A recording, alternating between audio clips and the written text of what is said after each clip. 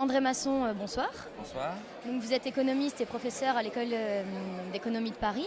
Est-ce que vous pensez qu'à l'heure actuelle, il y a une baisse du dialogue intergénérationnel et de la solidarité intergénérationnelle? Oui, alors ça, enfin, si on parle de la France, c'est une question un peu difficile. L'idée, si vous voulez, c'est que pour qu'il y ait vraiment une solidarité entre générations, il faut que chaque génération soit persuadée qu'elle va gagner au change.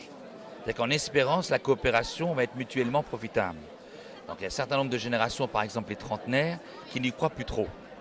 Donc l'idée, si par exemple on veut mener une politique de la jeunesse, apparemment le réquisite de base, la condition de base, c'est que toutes les générations soient mobilisées autour de ce projet, avec des droits et des devoirs.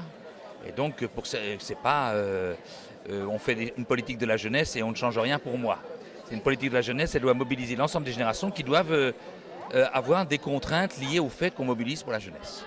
Pourquoi la jeunesse est-elle un investissement utile? Le fait que ce soit un investissement utile sur la richesse de demain, ça se comprend, c'est du capital humain incorporé. Mais le problème, si vous voulez, c'est que vous avez en particulier un discours des baby-boomers, donc les gens qui sont nés avant 55, surtout ceux-là, qui disent, bon, on va faire une politique pour la jeunesse, en même temps on va faire le risque de dépendance, en même temps on va faire diminuer les dettes sociales, les engagements de l'État-providence et la dette publique pour les générations enfants et futures, tout va bien.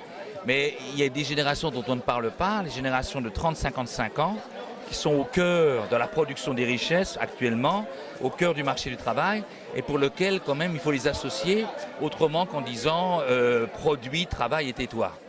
Donc si on fait une politique de la jeunesse, toutes les générations doivent être concernées, y compris les baby-boomers. Donc, est-ce que vous pensez qu'à l'heure actuelle, ou même dans le futur, le monde pourrait s'acheminer vers un équilibre démographique global où les inégalités démographiques sont vouées à perdurer quasi éternellement?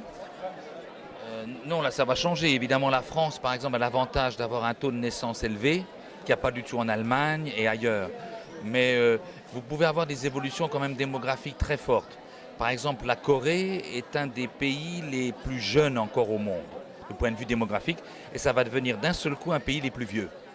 Puisqu'ils ont fait 6 enfants par femme dans les années 60, et maintenant ils sont à 1,2, 1,3. Donc si vous voulez, c'est quelque chose qu'on ne connaît pas en Europe, c'est des évolutions démographiques qui sont bang bang, très rapides, alors que nous on dit toujours que l'évolution démographique c'est comme un bateau à voile qui arrive dans un port, c'est lent. Les évolutions économiques sont plus rapides. Là, il est possible qu'il y ait des évolutions bang bang rapides, en particulier aussi en Afrique.